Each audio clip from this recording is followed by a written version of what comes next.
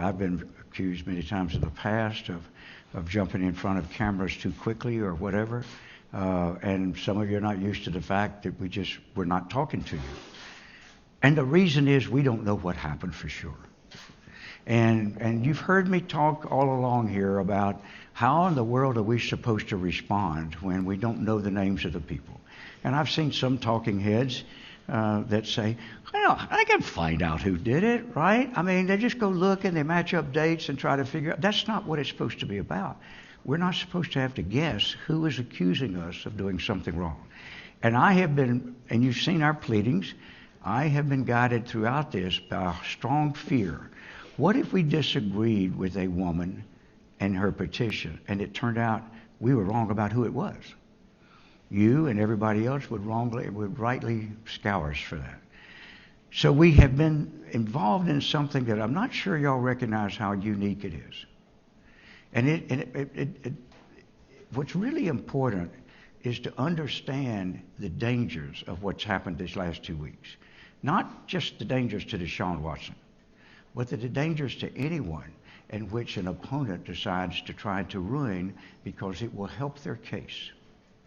Because if you stop and think about it, let's assume for a moment that given the rapidity of social media, that someone decides that it's to their advantage, whether it gives them advantage in litigation, whether it gives them advantage in anything else, to go out and just lambaste the target of their ire and lambaste somebody that the media and the public care about that has a reputation so that they will get the coverage they want.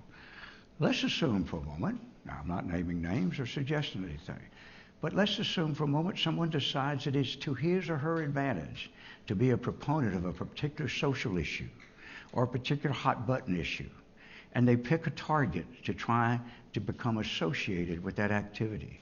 And they give all these self-serving social media posts about how wonderful they are and how the champion they are of this or that. And then they make these horribly salacious allegations anonymously. They file a petition, but the other side's answer date is not until the first Monday, 20 days after their first lawsuit's filed against them. In the meantime, the object of it doesn't know who it was. How do I know? How do I prepare? What do I do? And then people who are sympathetic to the social issue being raised say, well, what's the big deal? You can find out. What we heard today in the courts so far, and other judges still to rule, and I don't want to anticipate what they're going to say, but so far, uniformly in 13 of the cases filed against him, 2 different judges have said, you need to tell them. Tell them who you are. And actually, Mr. Busby, as you may know this morning, halfway through the hearing, said that he was ready to amend as soon as he got all his people. That is something he could have done 2 weeks ago. And all of this howling about us, who is it? We could have filed answers before now. We could have fully investigated. And while we were investigating, our biggest fear was being wrong about somebody. So somebody might say, well, my God, look at all those lawsuits. Does that mean he saw that many people? Folks, this guy has been getting 2 to 3 massages a week. The math I do on that is anywhere from 120 to 140 to 150 massages a year. He's been here since 1918. In the year 2020, all of a sudden, spas shut down. If y'all remember, nobody was getting massages unless they came up with an ad hoc way to do it. So that's partly, that doesn't mean exclusively. He'd gone on Instagram before to line up, and he did. But I've learned, but the fact is, the massage world during the pandemic changed. If you look at these allegations, my calculation is every one of them occur after we shut down for the pandemic. I was in a trial, so I'm pretty mindful of it when everything shut down, and everything shut down the middle of March. First one of these allegations is late March of last year.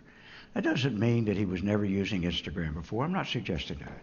I'm just saying that if you are a busy, active athlete, and you are traveling constantly as he was, then you are going to have when you want to get one, you can't predict it ahead of time. And by the way, these football teams don't have this battery of masseuses. I think that's probably something when y'all look into it and start talking, you'll find out it's not the case. All these players, they use different masseuses. Which is another thing that I had to learn because of the generational aspect. Millennials live on Instagram. Those of you who are millennials know that. Those of you who are not have probably discovered it long before I. They do business on it. Deshaun lives on Instagram. He does business transactions on Instagram. Other people do. I'm discovering a much more prevalent use of it than I had any idea. I'm not on Instagram. I don't do Twitter. I'm not on Facebook. I am an idiot about modern communications. But what I've learned is everybody else is not. And so there are all kinds of things that one, if you first look at and get people had questions about, that I have found are totally normal. Now, once we find out who the names are, once we find out we no longer have to worry about whether or not we're guessing right about the right person, we'll examine these allegations just like anybody else. And just like I hope y'all will.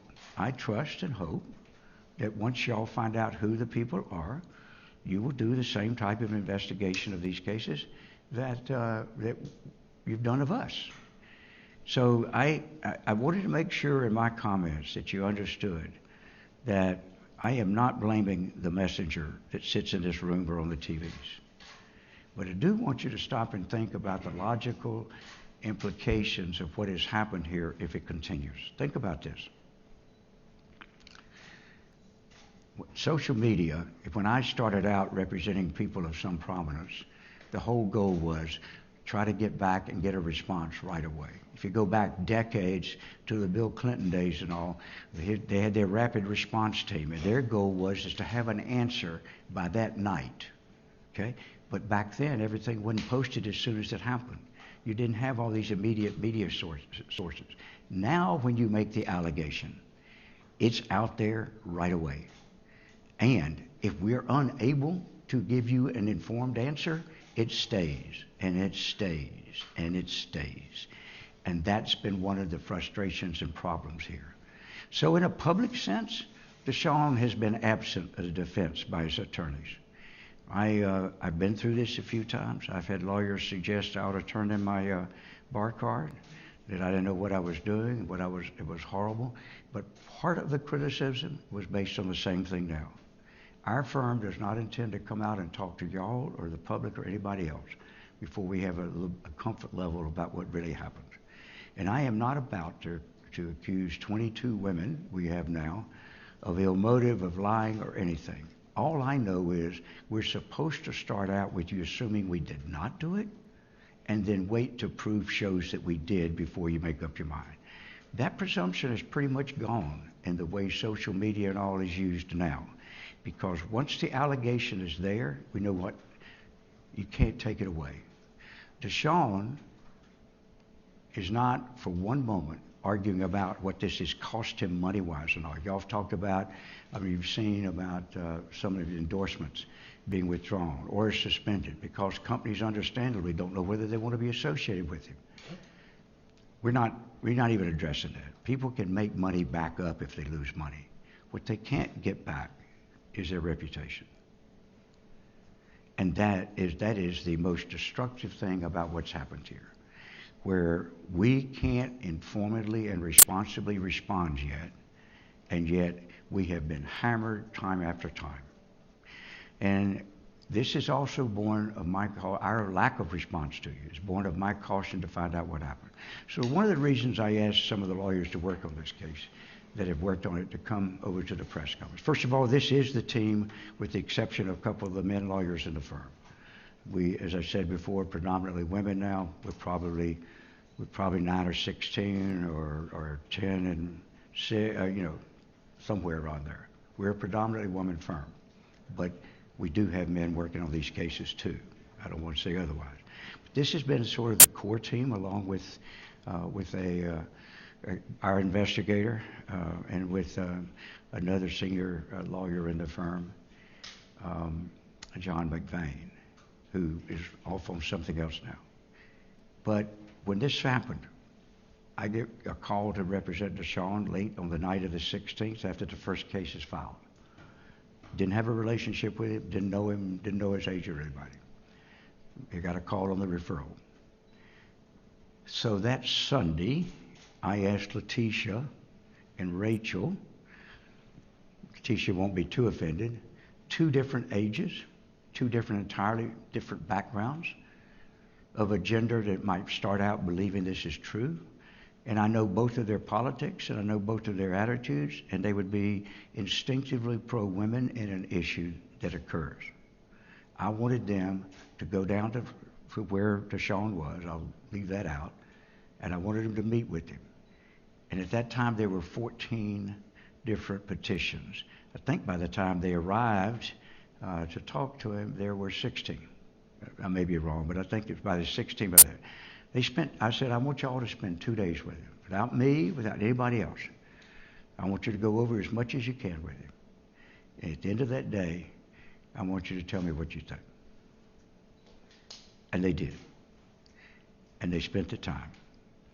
And at the end of that time, they could speak for themselves. But both of them called back to say, we deeply, deeply do not believe this guy ever did anything non-consensual with any woman during any of this.